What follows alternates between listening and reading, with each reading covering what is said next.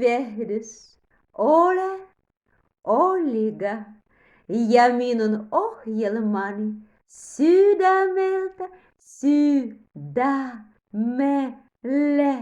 Tervetuloa, ystävät, ravintola, taivaallinen maku, kutsua sinua ja minua valipalalle. Suomessa on valipala.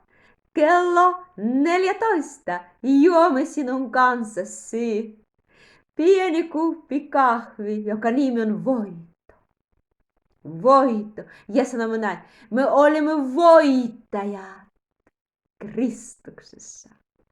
Voitto kuuluu meille. Ja ihana piirtelö valipalalle. Meillä ei ole mihinkään kiireitä.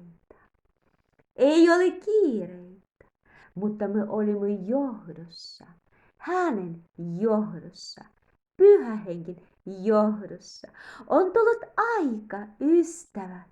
Silloin kun me täytyy, kaikki me kristitty, pitää etsiä hänen johdus. Hänen johdus, että hän johtaa meitä. Kuka hän? Jumalan Henki. Hän haluaa johtaa meitä.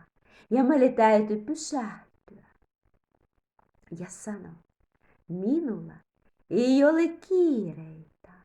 Ei me elämme tähän maailman mukaan, mutta me kuuntelemme vain hänen ääni ja palvelemme ihmisille ja rakastamme ihmisiä ja kunnioitamme kansaa.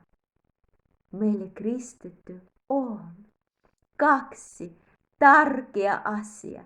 Hän, joka on Jumala ja ihmiset. Sen tähden mahtava juoda. Pirttelo, minulla ei ole kiireitä.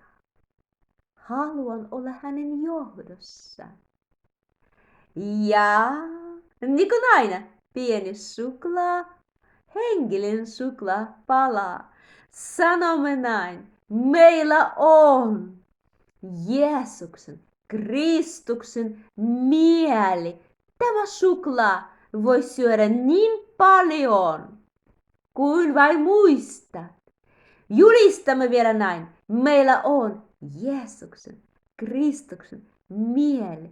Ja piirtely ei ole kiireitä. Olemme Pyhä Henki johdossa.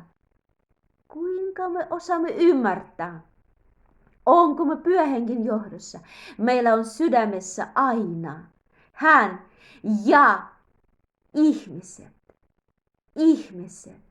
jotka me valittamme, joka me haluamme, että he tulevat uskoon. Tarkista. Ja minä myös valipalalle aikana. Onko meillä juuri näin? Teidän kanssasi oli Olga.